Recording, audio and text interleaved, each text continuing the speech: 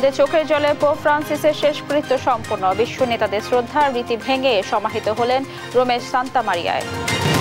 বাংলাদেশকে স্থিতিশীল দেখতে চায় চীনের কমিউনিস্ট পার্টি, জানালেন মির্জা ফখরুল। 15 বছর পর দলটির সঙ্গে সম্পর্ক বাড়ানোর আশা। নারায়ণগঞ্জের আলোচিত 7 খুনের 11 বছর আজ। 7 বছর ধরে সাজা ঝুলে আছে আপিল বিভাগে, হতাশ নিহতদের স্বজনরা। কুষ্টিয়ায় মহাসড়কগুলোতে প্রকাশ্যে চলছে চাঁদাবাজি, না দিলে করা হয় মারধর। প্রভাবশালী মহলে জড়িত থাকার অভিযোগ।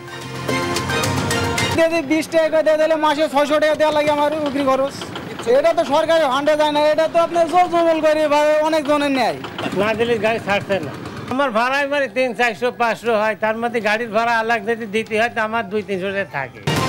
গাজায় ইসরায়েলি হামলায় নিহত আরো 40 ফিলিস্তিনি। চলতি মাসের গাজায় ফুরিয়ে যাবে খাদ্যের মজুদ, জানিয়েছে জাতিসংঘ। এবং 5 গোলের রোমাঞ্চকর লড়াইয়ে জিতে কোপা দেল রের শিরোপা ঘরে তুলল বার্সা। অতিরিক্ত সময় রিয়ালকে হারালো 3-2 ব্যবধানে। দেখছিলেন শিরোনাম সংবাদ সকালের সঙ্গে আছি আমি রাবিয়া ইসলাম স্নেহা। এবার বিস্তারিত। ভক্তদের চোখের জল আর বিশ্ব নেতাদের শ্রদ্ধায় চিরবিদায় নিলেন পোপ ফ্রান্সিস।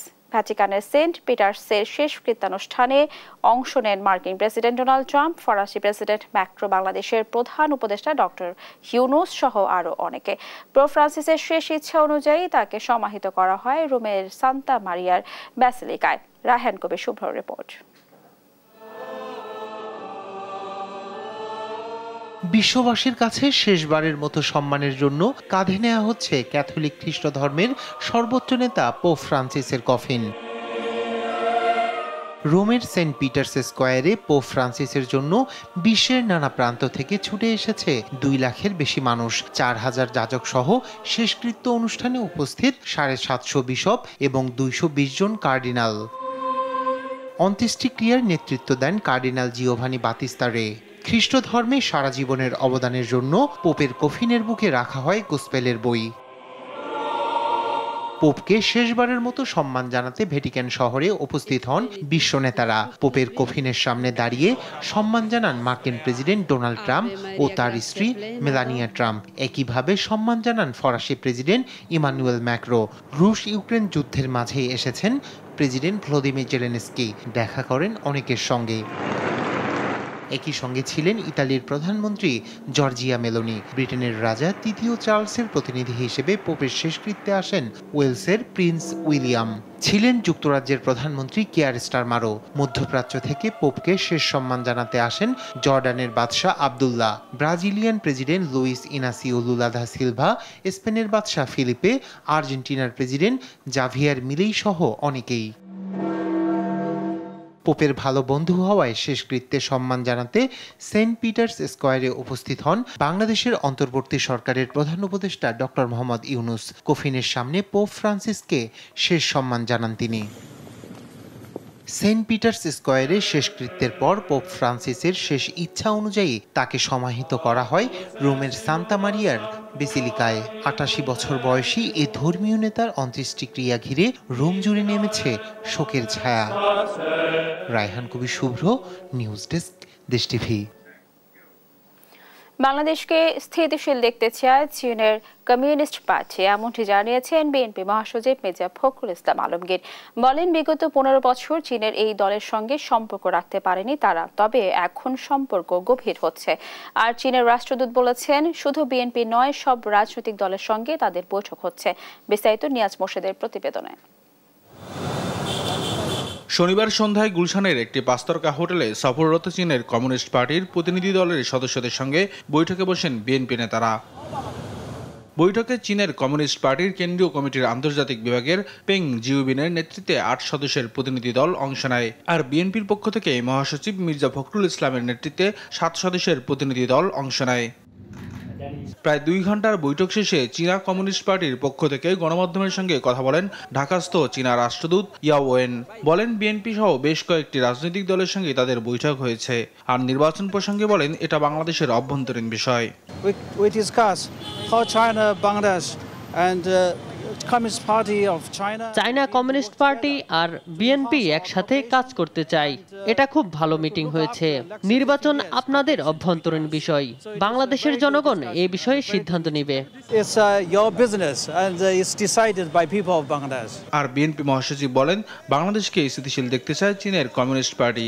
তারা সবসময় বাংলাদেশে একটা আপনার স্টেবিলিটি চায়, একটা শক্তিশালী বাংলাদেশ দেখতে চায়, আপনার সমৃদ্ধ পিপুল দেখতে চায় এবং দেশে একটা সার্বিক একটা ডেমোক্রেটিক এনভায়রনমেন্ট দেখতে চায়। তিনি আরো বলেন, ফ্যাসিস্ট সরকারের কারণে গেল 15 বছর চীনের এই দলটির সঙ্গে কোনো যোগাযোগ রাখতে পারেনি তারা। এটা আমাদের একটা খুব অনেক পুরনো সম্পর্ক আছে আপনার চীনা কমিউনিস্ট পার্টির সঙ্গে। এটা প্রায় মাঝখানে 15 বছর ছিল না, কারণ আপনার ফ্যাসিজম সেগুলো অ্যালাউ করেনি। এখন আবার আমরা সেটাকে রিভাইভ করেছি। তবে তাদের সঙ্গে সম্পর্ক এখন গভীর হচ্ছে বলেও মন্তব্য করেন বিএনপি মহাসচিব। আর গভীর থেকে গভীরতর। নিয়াজ মোর্শেদ, দেশ টিভি, ঢাকা। ভারতের ট্রান্সশিপমেন্ট সুবিধা বাতিলের পর রোববার থেকে বাংলাদেশের দ্বিতীয় বিমানবন্দর হিসেবে সিলেট থেকে কার্গো ফ্লাইট চালু হচ্ছে। 60 টন তৈরি পোশাক নিয়ে স্পেনের উদ্দেশ্যে যাত্রা করবে প্রথম কার্গো ফ্লাইটটি। এই বিষয়ে বিস্তারিত জানাতে যুক্ত হচ্ছেন সহকর্মী খালেদ আহমেদ। খালেদ, আপনি নিশ্চয়ই আমাকে শুনতে পাচ্ছেন। খালেদ, কয়টা নাগাদ ফ্লাইটটি যাত্রা করবে আর কি ধরনের প্রস্তুতি নেওয়া হচ্ছে আমাদেরকে বিস্তারিত জানাবেন। স্নেহা, আপনাকে ধন্যবাদ। যেমনটি বলছিলেন, ভারত বাংলাদেশের ট্রানজিট সুবিধা বাতিলের পর প্রথমবারের মতো সিলেট ওসমানী আন্তর্জাতিক বিমানবন্দর থেকে আজ কার্গো ফ্লাইট চালু করতে যাচ্ছে বাংলাদেশ। আজ সন্ধ্যায় বেসামরিক বিমান পরিবহন ও পর্যটন উপদেষ্টা শেখ বশিরউদ্দিন এই ফ্লাইটটির উদ্বোধন করার কথা রয়েছে। এছাড়া আজকের এই ফ্লাইটের উদ্বোধনী অনুষ্ঠানে আরো উপস্থিত থাকবেন মেক্সিকোতে নিযুক্ত বাংলাদেশের রাষ্ট্রদূত মুশফিকুল ফজল আনসারি, মন্ত্রণালয়ের সচিব এবং বেসামরিক বিমান কর্তৃপক্ষ যারা আছেন সেখানকার অতিথিরা থাকবেন এবং একই সাথে কিন্তু সিলেটের ব্যবসায়ীদেরকেও আজকের এই ফ্লাইট উদ্বোধনী অনুষ্ঠানে আমন্ত্রণ জানানো হয়েছে। গার্মেন্টস পণ্য নিয়ে সিলেট থেকে স্পেনের উদ্দেশ্যে ডানা মেলবে মাল্টা ভিত্তিক গ্যালেস্টার ইনফিনিটি এভিয়েশনের এই ফ্লাইটটি। তো সংশ্লিষ্টরা আমাদেরকে জানিয়েছেন যে স্পেনে গার্মেন্টস পণ্য পাঠানোর মাধ্যমে ইউরোপের বাজারে রফতানির নতুন সম্ভাবনা তৈরি হবে আজকের এই ফ্লাইট উদ্বোধনের মধ্য দিয়ে। একই সাথে সিলেটের যারা আছেন, সিলেটের সংশ্লিষ্টরা বলছেন যে সিলেটে একটি প্যাকেজিং হাউস নির্মাণ করা গেলে যুক্তরাজ্য সহ প্রবাসী অধ্যুষিত ইউরোপের দেশগুলোতে এই অঞ্চলের উৎপাদিত কৃষি পণ্য যেগুলো রয়েছে সেগুলো রফতানি করা সম্ভব হবে। সিলেট থেকে বহির্বিশ্বে পণ্য রফতানির লক্ষ্যে ওসমানী আন্তর্জাতিক বিমানবন্দরে 26 কোটি টাকা ব্যয়ে 100 টন ধারণ ক্ষমতা সম্পন্ন অত্যাধুনিক এই কার্গো কমপ্লেক্স আসলে নির্মাণ করা হয়েছে। দর্শকদের জানিয়ে রাখতে চাই যে সিলেট অঞ্চলে উৎপাদিত গোয়ালগাদ্দা শিম, নাগামরিচ, খাসিয়া পান, তৈকর, ফরাস ও শিমের বিচি, একই সাথে সিলেটে ঢাকা দক্ষিণের কচুমুখী, লতা এবং সাইট্রাস ফল হিসেবে পরিচিত জারা লেবু, আদা লেবু ও সাতকরার প্রচুর চাহিদা রয়েছে যুক্তরাজ্য সহ ইউরোপের বিভিন্ন দেশে। মূলত ইউরোপের যেসব দেশে আসলে সিলেটিদের বসবাস সেখানে এসব পণ্যের ব্যাপক চাহিদা। সিলেট অধ্যুষিত এলাকার সুপার শপেও আসলে এসব পণ্যের ভালো বা রমরমা যেটা ব্যবসা রয়েছে সেটি বলা যায়। একসময় আসলে বাংলাদেশ বিমানের যাত্রীবাহী ফ্লাইটে করে এসব পণ্য যুক্তরাজ্যে রফতানি করা হতো। পরে ইউরোপীয় ইউনিয়নের শর্ত পূরণ করতে না পারায় কিন্তু সিলেট থেকে এসব পণ্য রফতানি বন্ধ হয়ে যায়। তো আসার কথা হচ্ছে যে অবশেষে আজকে সিলেট ওসমানী আন্তর্জাতিক বিমানবন্দর থেকে এই কার্গো ফ্লাইট চালুর মধ্য দিয়ে আসলে দেশের দ্বিতীয় বিমানবন্দর হিসাবে আসলে সিলেট থেকে এই ফ্লাইট চালু হচ্ছে এবং আমরা যেটি জানতে পেরেছি যে পরবর্তীতে চট্টগ্রাম বিমানবন্দর থেকেও এই কার্গো ফ্লাইট চালুর সম্ভাবনা রয়েছে। বর্তমানে আসলে ব্যবসায়ীরা নারায়ণগঞ্জের শ্যামপুরে প্যাকিং হাউসে পণ্য প্যাকিং করে ঢাকা থেকে পণ্য রফতানি করেন। তো সিলেটের মানুষ যারা আছেন তাদের দাবি হচ্ছে যে সিলেটে যদি প্যাকেজিং সিস্টেমটা তৈরি করা যায় তাহলে সিলেট থেকে সহজে আরো কৃষি পণ্য ইউরোপের বিভিন্ন দেশে রফতানি করা যাবে।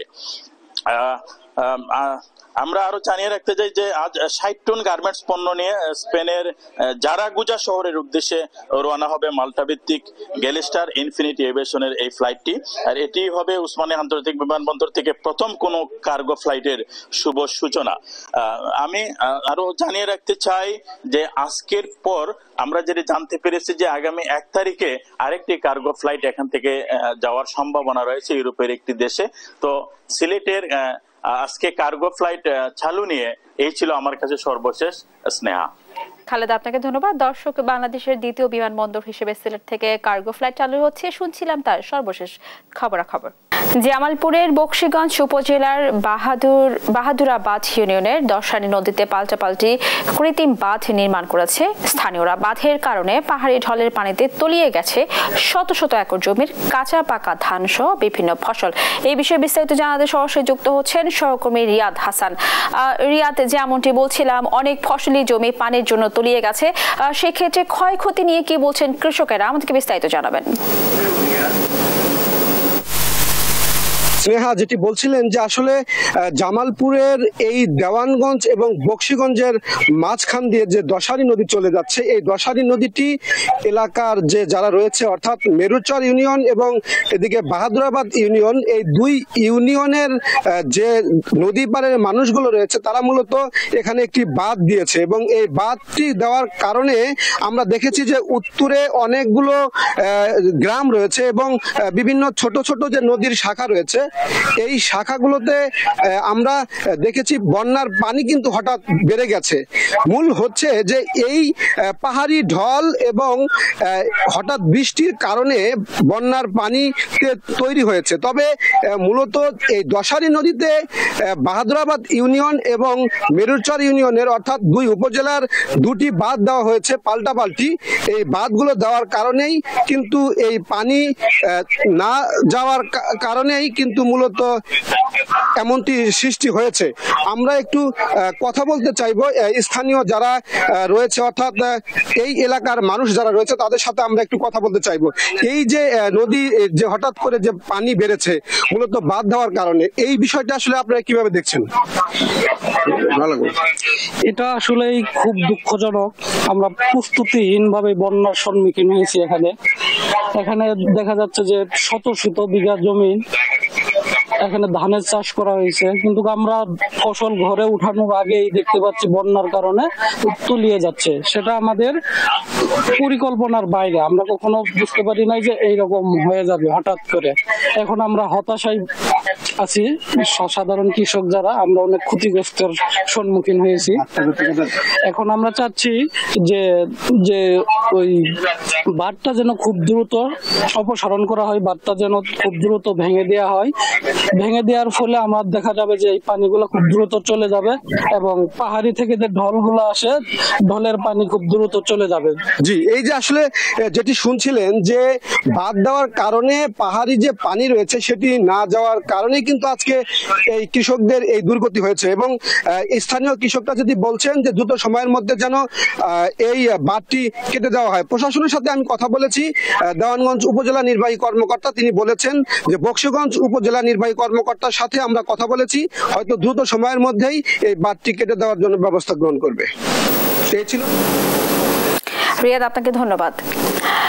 আজ নারায়ণগঞ্জে আলোচিত 7 খুনের 11 বছর। 2017 সালে 27 এপ্রিল অপহরণের শিকার হন নারায়ণগঞ্জের সাবেক প্যানেল মেয়র নজরুল ইসলাম, আইনজীবী চন্দন সরকার সহ 7 জন।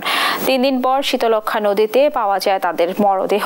হত্যা মামলায় 2018 সালে 15 জনের মৃত্যুদণ্ড, 11 জনের যাবজ্জীবন ও 9 জনকে বিভিন্ন মেয়াদে সাজা দেন হাইকোর্ট।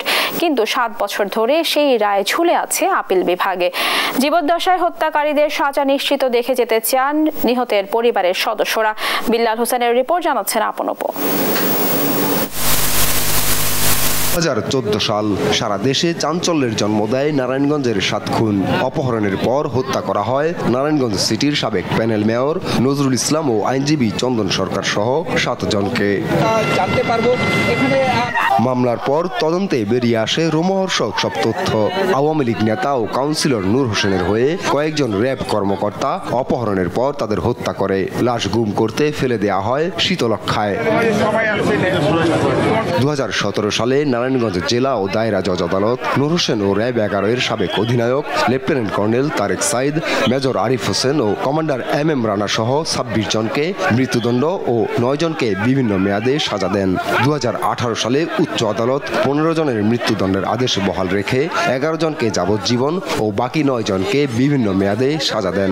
এরপর থেকে মামলাটি আপিল বিভাগে বিচারাধীন। আপনারা জানেন যে সাবেক মন্ত্রী এবং আওয়ামী লীগের প্রেসিডিয়াম সদস্য মোফাজ্জল হোসেন চৌধুরী মায়ার মেয়ের জামাতা তারেক সাঈদ এবং শামীম ওসমানের লোকজন এই হত্যাকাণ্ডের সাথে জড়িত থাকার কারণে তারা আপিলেট ডিভিশনে যে রিভিশনটি করেছে সেটার শুনানির ক্ষেত্রে চরম ভাবে প্রতিবন্ধকতা সৃষ্টি করেছে।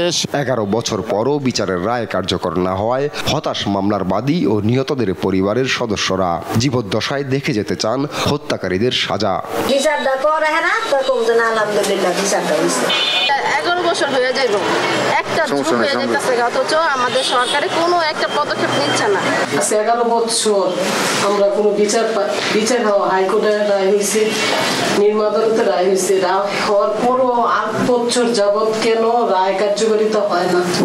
7 খুনের ঘটনায় জড়িতরা আওয়ামী লীগের প্রভাবশালী এমপি মন্ত্রীদের সহযোগী ও আত্মীয় স্বজন হওয়ায় এতদিন বিচার বিলম্বিত হয়েছে বলে দাবি মানবাধিকার কর্মীদের। এই মামলাটা এই কারণে অ্যাপিলেট ডিভিশনে আসেনি, কারণ তখন আওয়ামী লীগের দোষরতা, এসব কারণে মামলাটা একটা অবস্থানে ছিল। অ্যাপিলেট ডিভিশনে এই বিষয়টা উত্থাপন করা হোক এবং অবিলম্বে এটা একটা সিদ্ধান্ত নিয়ে এটা কার্যকর করা হোক। স্বজন হারানো পরিবারের সদস্যদের দাবি উচ্চ আদালতের আপিল বিভাগ মামলাটি দ্রুত নিষ্পত্তি করে খুনিদের সর্বোচ্চ শাস্তি কার্যকর করবেন। নিউজ ডেস্ক, দেশ টিভি। কুষ্টিয়ার মহাসড়কগুলোতে চলছে চাঁদাবাজির মহা উৎসব। রশিদ ধরিয়ে দিয়ে বিভিন্ন যানবাহন থেকে প্রকাশ্যে তোলা হচ্ছে চাঁদার টাকা। না দিলে মারধর সহ বিভিন্নভাবে হয়রানির শিকার হচ্ছে যান চালকেরা। প্রতি মাসে কুষ্টিয়ার মহাসড়কগুলোতে প্রভাবশালীদের ছত্রছায়ায় অবৈধ যান থেকে উঠছে কোটি টাকার চাঁদা। এ যেন দেখার কেউ নেই। কুষ্টিয়া থেকে নাহিদ হাসান তিতাসের রিপোর্ট।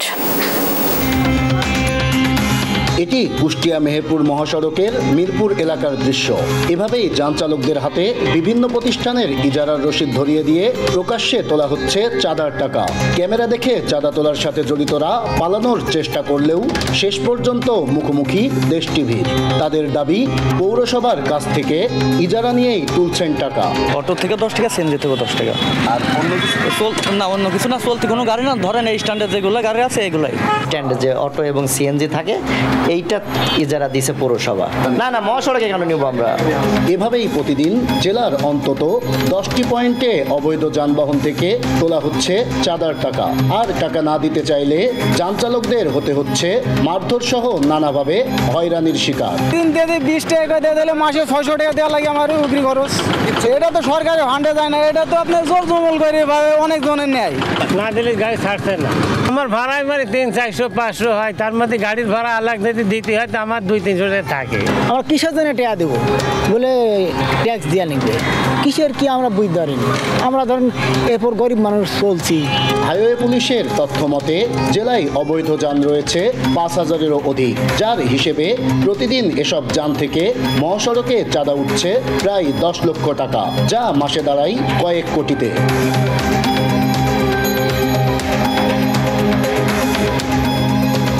তবে ইজারা দেওয়ার বিষয়টি নিয়ে মিরপুর পৌরসভার প্রশাসক ও উপজেলা নির্বাহী কর্মকর্তা নাজমুল ইসলাম ক্যামেরার সামনে কথা বলতে রাজি না হলেও হাইওয়ে পুলিশের ভারপ্রাপ্ত কর্মকর্তা বলছেন মহাসড়কে চাঁদা তোলার কোনো সুযোগ নেই। এ বিষয়ে অভিযোগ পেলে আইনগত ব্যবস্থা নেবেন তারা। না, আসলে আমার কাছে স্পেসিফিক এরকম কোনো অভিযোগ এখনো আসে নাই। অভিযোগ পেলে আমি অবশ্যই আইনগত ব্যবস্থা নেব। মহাসড়কে শৃঙ্খলা রক্ষায় চাঁদাবাজি বন্ধে দ্রুত প্রশাসনের কঠোর পদক্ষেপ নেওয়ার দাবি জেলার সচেতন মহলের। নাহিদ হাসান তিতাস, দেশ টিভি, কুষ্টিয়া। দীর্ঘদিনের অব্যবস্থাপনায় জরাজীর্ণ অবস্থা জয়পুরহাট লাইব্রেরি ও ক্লাবের। কর্তৃপক্ষের অবহেলায় প্রায় 20,000 বই নষ্ট হওয়ার পথে। ঝুঁকিপূর্ণ ভবন পরিত্যক্ত ঘোষণা করে তালা লাগানো হয়েছে। দ্রুত বই সংরক্ষণ ও লাইব্রেরি ভবন পুনর্নির্মাণের দাবি জানিয়েছে সদস্য ও বই প্রেমীরা। সহকর্মী রেজাউল করিম রেজার পাঠানো তথ্য ও ছবিতে জানাচ্ছেন অঙ্কন চৌধুরী। জ্ঞানের আলো ছড়িয়ে দিতে 1947 সালে জয়পুরহাট শহীদ ডাক্তার আবুল কাশেম ময়দানে জেলা পরিষদের জমিতে বেসরকারিভাবে প্রতিষ্ঠিত হয় জয়পুরহাট লাইব্রেরি ও ক্লাব। শুরু থেকে শিক্ষার্থী ও সাধারণ মানুষের মধ্যে এর জনপ্রিয়তা ছিল ব্যাপক। তবে ভবনটি দীর্ঘদিন সংস্কার না হওয়া ও ক্লাব নির্বাচন বন্ধ থাকার ফলে এক আওয়ামী লীগ নেতার নিয়ন্ত্রণে চলে যায় এটি। পরে অব্যবস্থাপনার কারণে এটি ভগ্নদশায় পড়েছে। ভবনটি ঝুঁকিপূর্ণ হয় তা পরিত্যক্ত ঘোষণা করে তালা মেরে দিয়েছে। ভবনে থাকা প্রায় 20,000 মূল্যবান বই ও দ্রব্য স্থানান্তর না করা হলে নষ্টের আশঙ্কা করছে তারা। দ্রুত নির্বাচন ও বই সংরক্ষণের দাবি তুলেছেন সদস্য ও পাঠকরা। বিগত প্রায় 12 বছর থেকে এখানে কোনো ভোট বা কোনো নির্বাচন হয়নি এবং এই বিগত 15 বছর যেভাবে দেশ চলেছে এই লাইব্রেরিটা সেইভাবে চলে। এর কোনো আয় ব্যয় এর কি এতে অনেক অনুদান আছে, কিন্তু সেটা তো জনগণ মোটেও জানে না। বহু ধরনের এবং বহু দামি দামি বই আছে যা আগামী প্রজন্ম হয়তো দেখতে পাবে না যদি এই লাইব্রেরি ক্লাবটা ধ্বংস হয়ে যায়। এখানকার যে বই পুস্তকাদি আছে এগুলা সব ধীরে ধীরে নষ্ট হয়ে যাচ্ছে, আগের মতো আর গ্রাহকেরা আসে না। কিছুদিন আগ পর্যন্ত এটি চালু ছিল, অজ্ঞাত কারণে এটি হঠাৎ করে বন্ধ হয়ে যায় এবং এখন দেখা যাচ্ছে বিল্ডিংটা খুব জরাজীর্ণ অবস্থায় রয়ে গেছে। বইগুলো সরানো ও ভবন সংস্কারের ব্যাপারে অসহায়ত্বের কথা জানান লাইব্রেরি ক্লাবের সাধারণ সম্পাদক। জায়গায় নাই তো কোথায় পার করব, ডিসি সাহেব নিজেও জানে জায়গা নেই। এডিসি ভিজিট করে গেছে, কোথায় রাখবো, জায়গা তো লাগবে, জায়গা তো লাগবে। আর মেলাগুলো আলমারি, মেলাগুলো রাখার মতো জায়গায় তো নাই, ওনারাও দিতে পারছেন না। তবে লাইব্রেরি রক্ষায় প্রয়োজনীয় ব্যবস্থা নেওয়া হবে এমনটাই জানিয়েছেন জেলা প্রশাসক। জেলা প্রশাসক মহোদয় ব্যবস্থা গ্রহণ করবেন বলে জানিয়েছেন। তো তিনি সে ধরনের বিধি মোতাবেক ব্যবস্থা গ্রহণ করার পর সেই সকল বইগুলো কিভাবে সংরক্ষণ করা যায় আমি সার্বিকভাবে সহযোগিতা করতে পারবো। দ্রুত ভবনটি পুনর্নির্মাণ সহ বইগুলো নিরাপদ জায়গায় হস্তান্তরের দাবি বইপ্রেমী ও ক্লাবের সদস্যদের। নিউজ ডেস্ক, দেশ টিভি।